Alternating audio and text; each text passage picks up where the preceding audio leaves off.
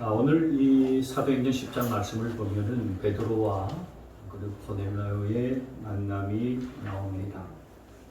고넬료는 로마의 백부장이었습니다.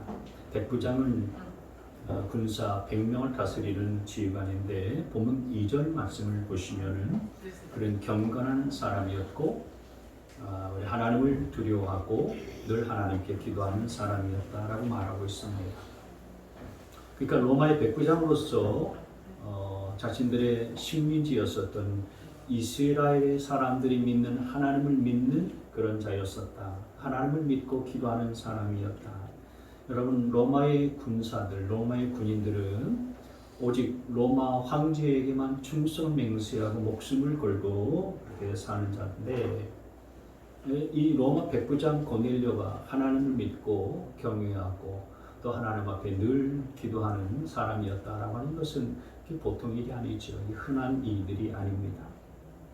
자, 그런데 어느 날 이 고넬료가 기도하는 중에 천사가 그에게 나타나서 뭐라고 말씀하냐면은 지금 요빠에 사람을 보내어서 베드로를 청해라. 그리고 그를 청해서 하나님의 말씀을 들어라. 이렇게 지시를 하세요. 그래서 고넬료는 그 즉시 자기 종 2사람하고 부하 1사람 3명을 요빠에 보냅니다. 지금 고넬료가 있는 곳은 가이사랴예요. 그리고 베드로가 있는 곳은 요빠입니다. 거리로는 약 50km가 떨어진 곳인데 그 당시에 도로 사정이나 교통 형편을 보면은 한 이틀 정도 걸리는 그런 거리에 있어요. 근데 그때 하나님께서는 요빠에서 기도하고 있는 베드로에게도 환상을 보여주시는데, 근데 그 환상의 내용은 시간 관계상 다 말씀을 드릴 수는 없지만은 베드로가 환상을 보고서 이게 무슨 뜻일까 이렇게 생각하고 있는 그 순간에 마침 고넬료가 보낸 종들 3명이 베드로의 집에 베드로가 머물고 있는 곳에 찾아왔어요. 그래서 베드로가 이 종들과 함께 이제 고넬료가 있는 가이사랴로 가게 됩니다.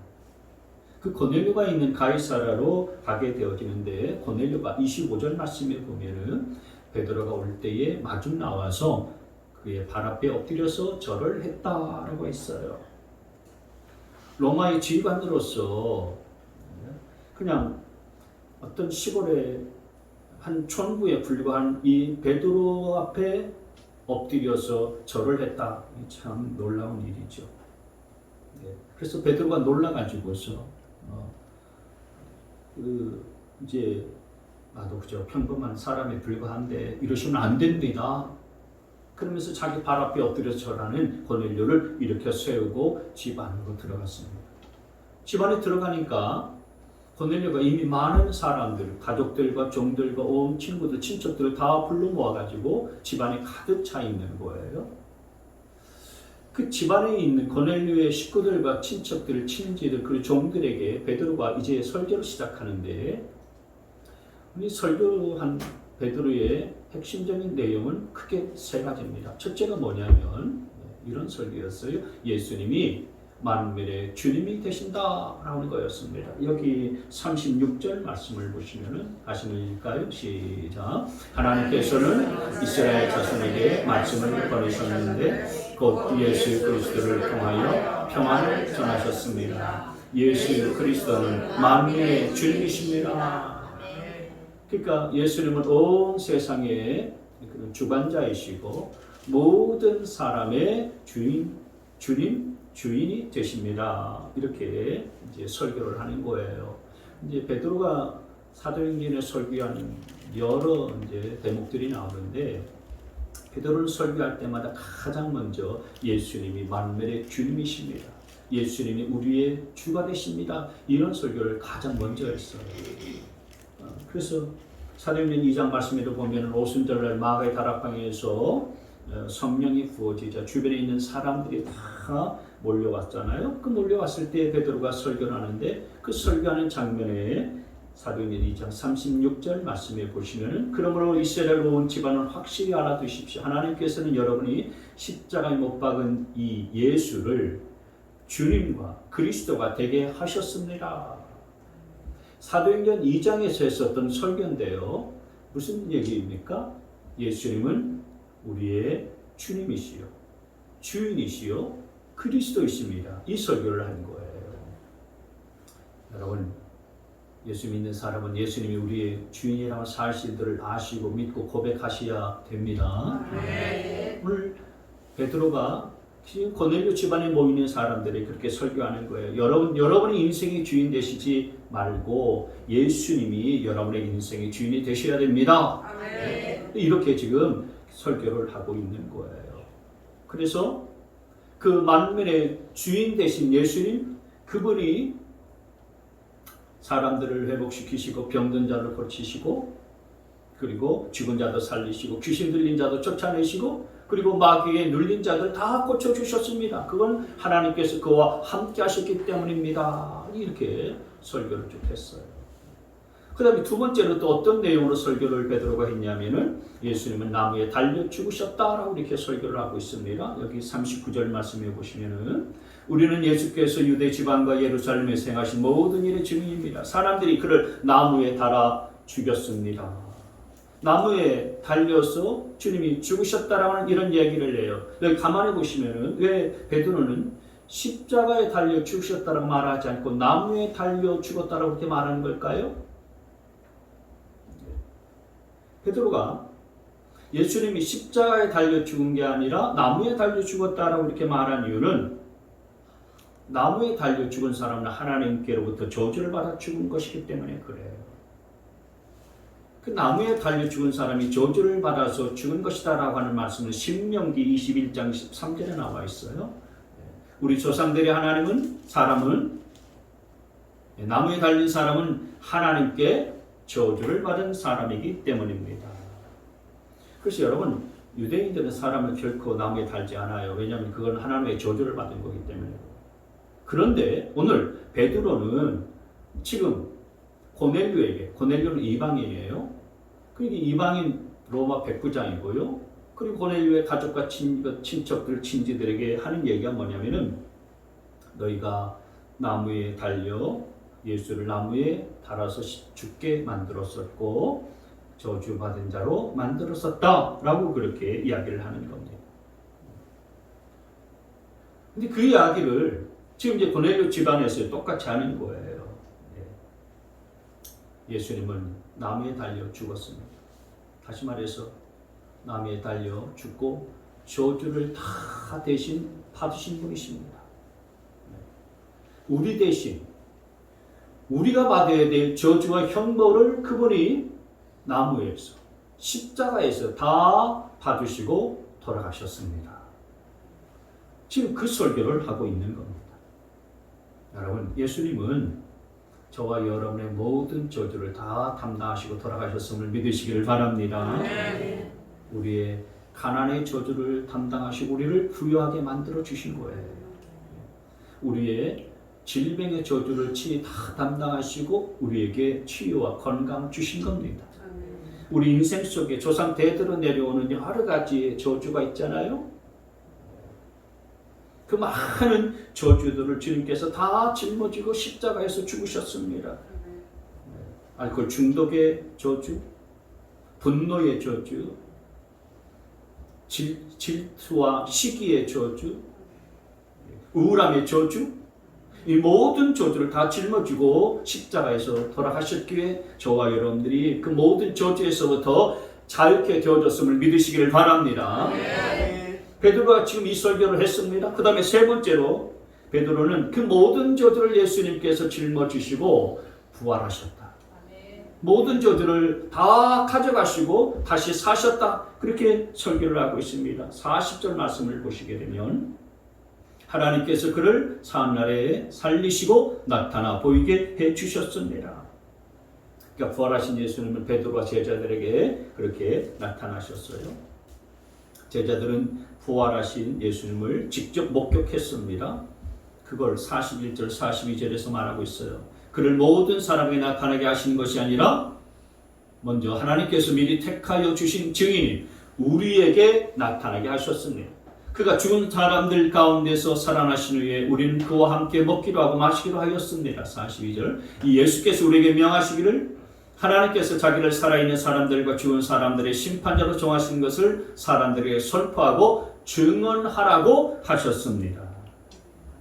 그러니까 부활하신 예수님께서는 제자들과 함께 음식을 먹고 대화를 나누셨어요. 베드로는 그것을 직접 그렇게 체험했다 그 얘기입니다. 그리고 그 부활하신 예수님께서 이제 제자인 나와 그리고 다른 많은 제자들에게 이제 너희들이 부활을 봤으니 이렇게 부활을 목적했으니 부활의 증인이 되라 그렇게 주님께서 우리에게 분부하셨다라고 설교를 하고 있는 거예요. 자, 그래서 이 고넬료 집안에서 베드로가 한 설교는 세 가지로 요약하면 세 가지인데, 첫째는 예수님이 만민의 주인이시다. 그리고 두 번째로 그분은 모든 저주를 다 짊어지시고 십자가에 나무에 달려 죽으셨다. 근데 죽으셨을 뿐만 아니라 그분은 다시 부활하시고 살아나셨다. 그래서 직접 우리와 함께 음식을 먹고 나누고 교제하셨고 또 부활을 목격한 우리에게 부활의 증인이 되라 그렇게 당부하셨다. 이게 이제 베드로가 한 설교의 내용이에요. 그리고 나서 계속해서 또 이야기하기를 그 예수님을 믿으면은 누구든지 죄사함을 받는다라고 그렇게 말하고 있어요. 여기 43절 말씀입니다. 시작. 이 예수를 두고 모든 예언자가 증언하기를 그를 믿는 사람은 누구든지 그의 이름으로 죄사함을 받는다고 하였습니다. 그래서 이 베드로의 설교를 들었었던 고넬료의 집안에 모여있었던 모든 사람들이 마음이 뜨거워졌어요. 부활하신 그런 예수님이 지금 이 베드로를 통해서 자신들에게 말씀하고 있다라고 이렇게 느껴지고요. 감동이 생겼고요. 그 믿음이 생겼습니다. 우리는 교회를 오래 다녀서 그렇지요.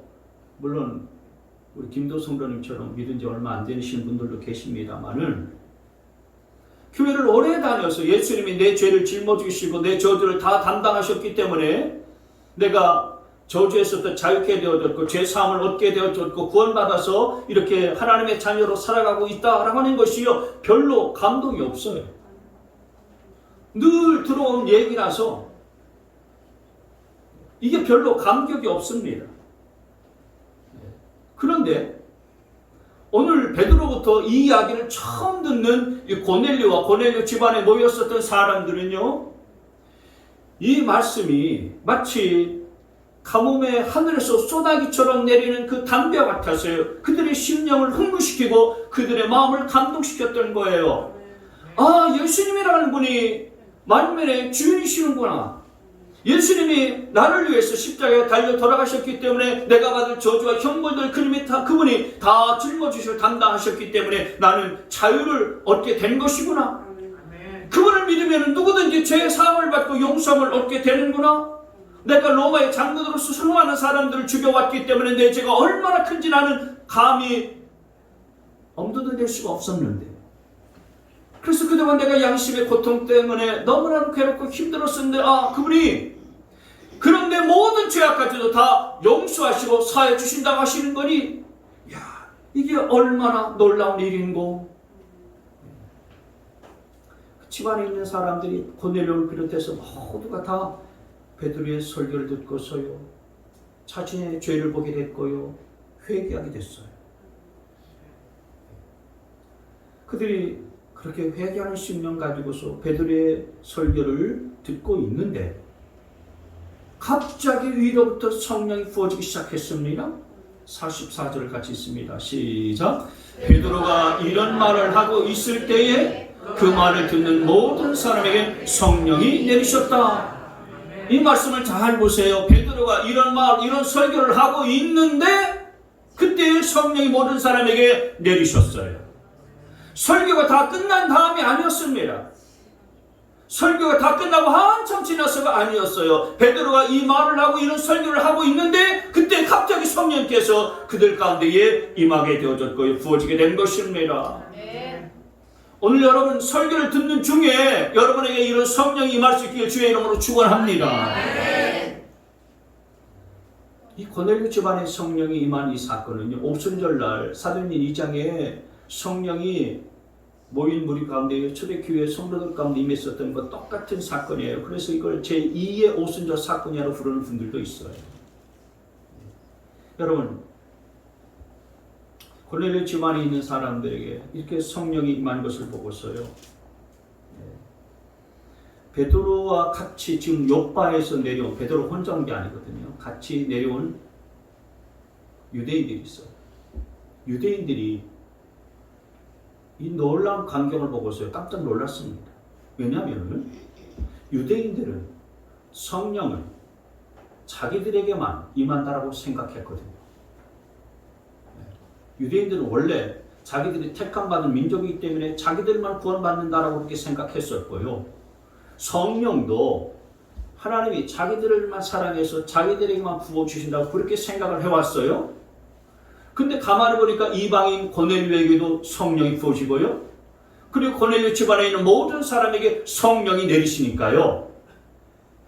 이 요바에서 베드로와 함께 왔었던 유대인들이 그냥 놀란 겁니다. 여기 45절 46절 말씀에 보면 할례를 받은 사람들은 유대인들을 말하는 거죠. 유대인들만 할례를 받잖아요. 그렇게 믿게 된 사람으로서 베드로와 함께 온 사람들, 유대인들은 이방 사람들에게도 고넬료 집안 사람들 다 로마인이니까 이방 사람들이 이 사람들에게도 성령을 선물로 부어주시는 사실에 놀랐다. 46절 말씀에 보면 그들은 이방 사람들이 방언으로 말하는 것과 하나님을 높이 찬양하는 것을 들었기 때문이라 그때에 베드로가 말하였다 그랬어요. 고넬료와 그 고넬료 집안에 모인 사람들이 성령이 임하게 되어지니까 갑자기 방언을 말하기 시작했던 거예요. 모샬라샬라 그러는데 이상하게 알아듣지 못할 말을 막 하면서 기도하는 겁니다. 그리고 하나님을 찬양하는데 하나님을 높이 찬양하고 하나님을 송축하고요. 기쁨에 그냥 감격에 차서 눈물 흘리면서요. 그들이 흐리키고 있는 거예요. 하나님을 그렇게 소리 높여 찬양하고 있는 것입니다.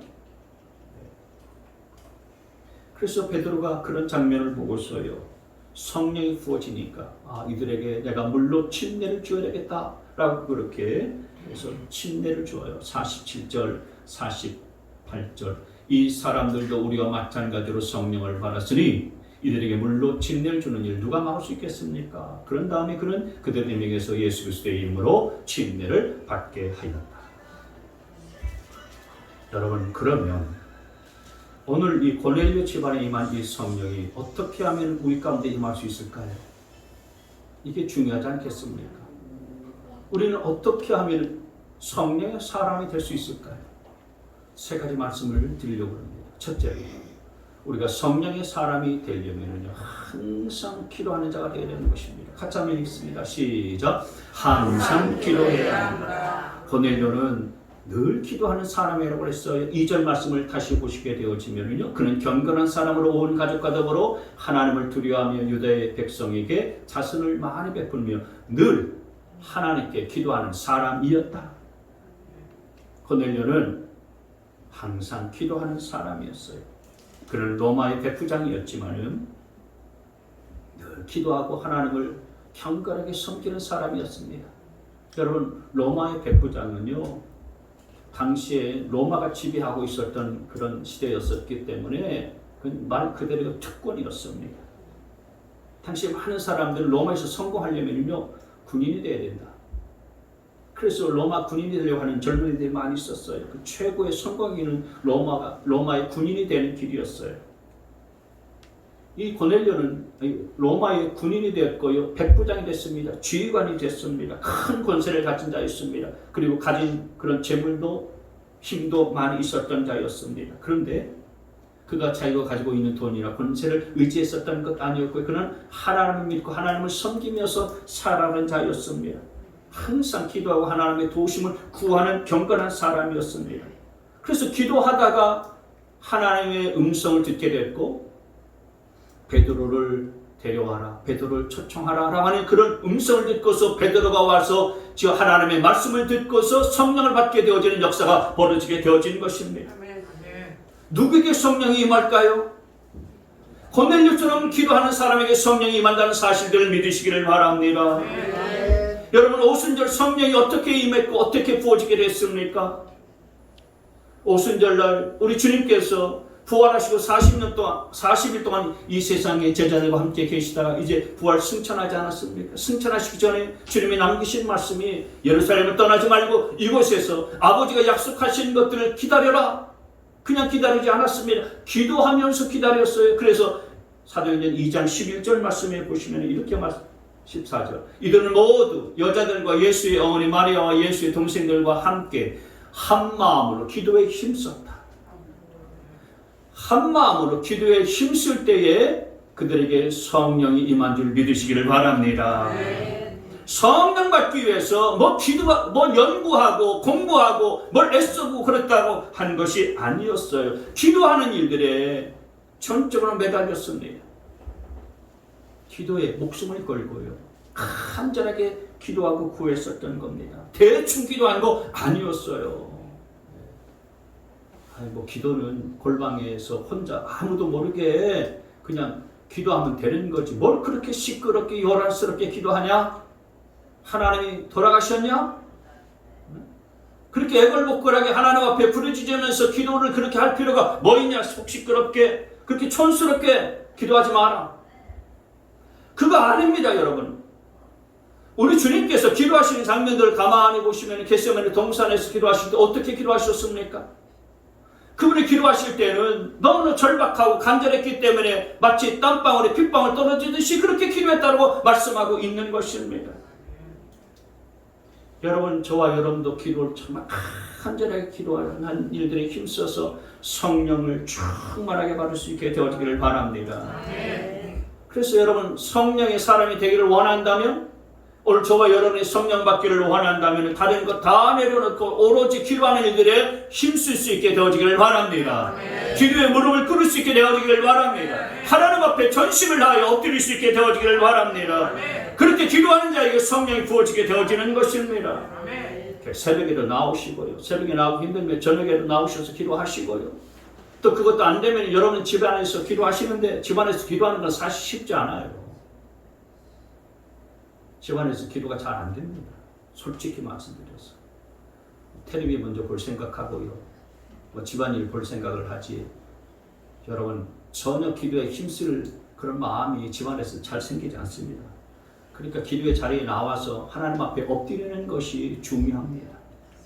여러분, 성령이 부어지지 아니하면요, 믿어도요, 그냥 무늬만 그리스도인입니다. 아무런 능력이 없습니다.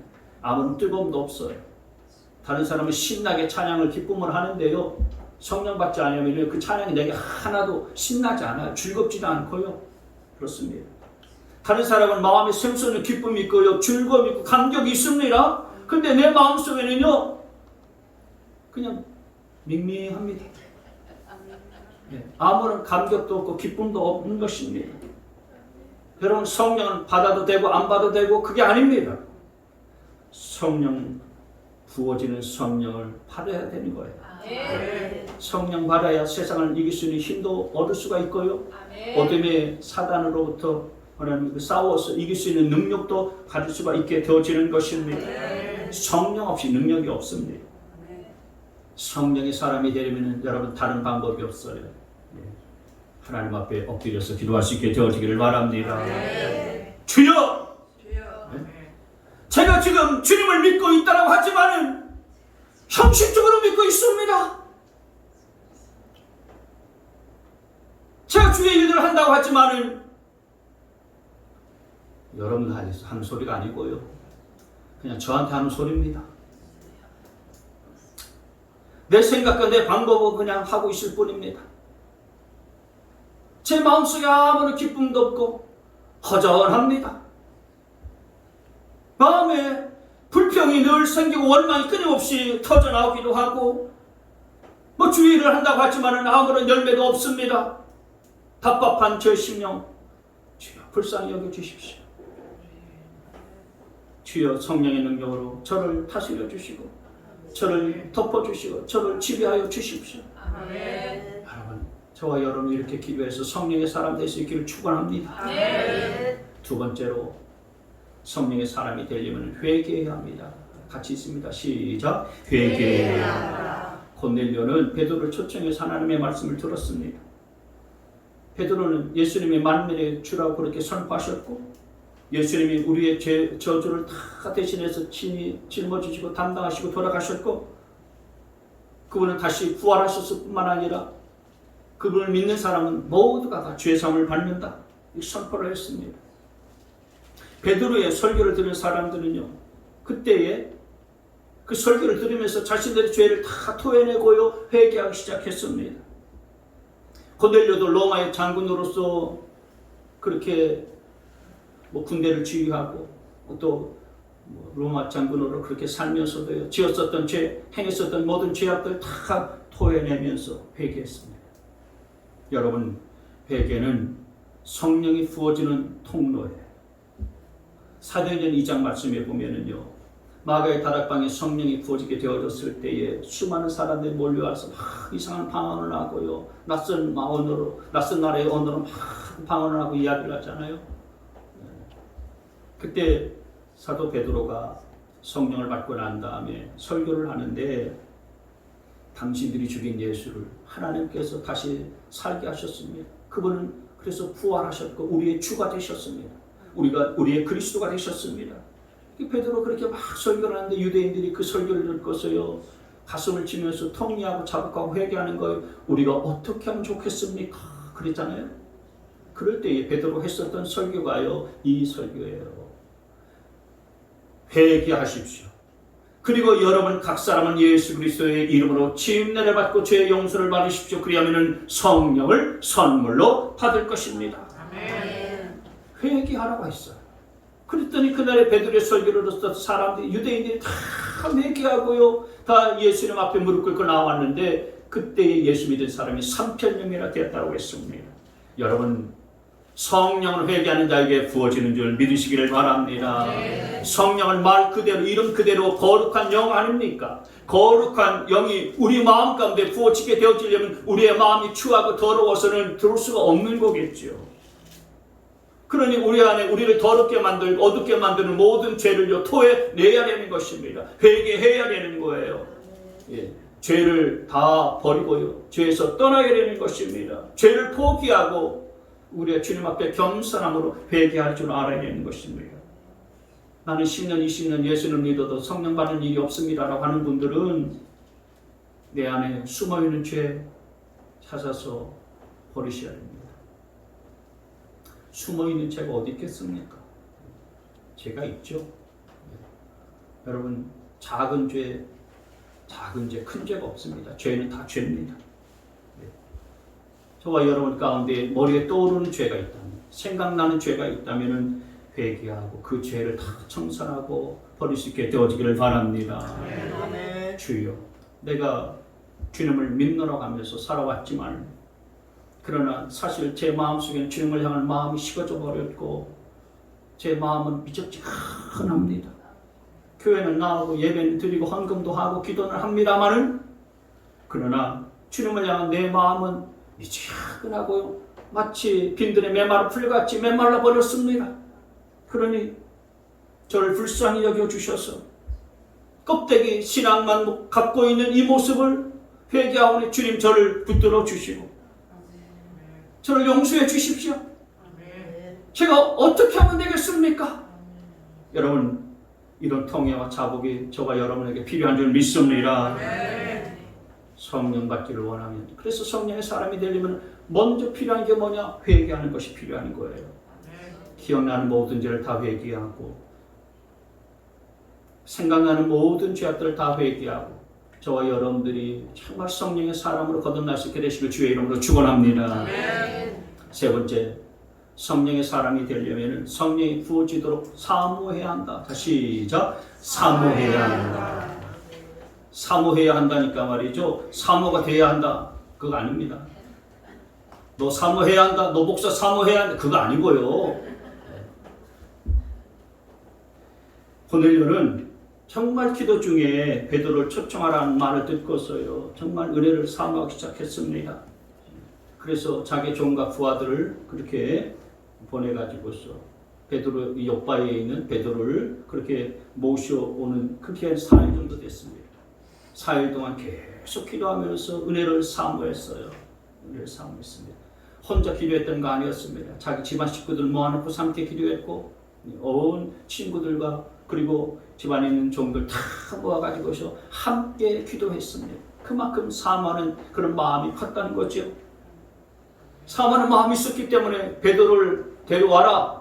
하나님의 사자가 그렇게 말하는 그 순간부터 베드로는 어떤 사람일까 알아봤더니 베드로는 정말 성령 받은 사람으로서 나면서도 못 걷게 된 사람도 일으켰고 그리고 8년 동안 중풍병을 앓고 있었던 애냐란 사람들도 일으켰고 심지어는 그 다비다라고 하는 죽은 여인도 살려는 그런 기가 막힌 사람이었어요. 그래서 야 그럼 빨리 데려와 빨리 모시고 와. 그런 사모한 마음이 있었던 겁니다. 그렇게 사모한 마음으로 기다리고 또 기다렸습니다. 그럴 때 하나님께서 베드로를 통해서 놀라운 일들을 행하시지 않았습니까? 그 사모하는 마음이 얼마나 컸든지 베드로가 왔습니다. 베드로 사도가 도착했습니다. 라고 하니까 그냥 맨발로 나가서 그 발 앞에 땅에 딱 엎드리면서 절하지 않았습니까? 자신의 지위, 체면, 자존심, 권세 이런 거 다 내려놓고서 그냥 베드로 앞에 그냥 딱 엎드리게 된 거예요. 그만큼 사모하는 마음이 컸었던 것입니다. 누구에게 성령이 임합니까? 여러분 이 고넬료처럼 사모하는 자에게 성령이 임하는 줄 믿으시기를 바랍니다. 누구에게 은혜가 임하는 것입니까? 사모하는 자에게 하나님의 은혜가 부어지는 줄 믿으시길 바랍니다. 이번 주 금요일부터 열리는 다니엘 기도에 누구에게 은혜가 와요? 사모하는 자에게 은혜가 오는 줄 믿습니다. 그 사모하는 자에게 하나님이 예비하신 큰 은혜와 성령으로 충만케 하시는 역사를 벌여주시리라 믿으시기를 바랍니다. 사모함이 있어야 되는 것입니다. 그 간절함이 있어야 되는 거예요. 한두 번 기도하다가 포기하고 그래서 안 되면 그냥 나는 그거 아니고요. 끝까지 계속해서 기도하고 간절하게 하나님 앞에 기도할 수 있어야 될 줄 믿습니다. 아멘. 여러분 스스로를 바라보면 야, 나는 이렇게 무기력하고 무능하고 무지한데 상관없어요. 성령을 사모하세요. 사모하면 누구에게든지 차별 없이 성령을 부어주십니다. 로마의 백부장이 이방인에게도 성령을 부어줬고 유대인들에게도 성령이 부어졌습니다. 권세 있는 사람들에게 성령이 부어졌습니다. 부유한 사람에게 성령이 부어졌고요. 가난한 사람에게도 성령이 부어졌습니다. 병든 자에게 그리고 건강한 자에게 젊은이에게 노인에게 어린아이에게도 성령 사모하는 사람에게 다 성령 부어주십니다.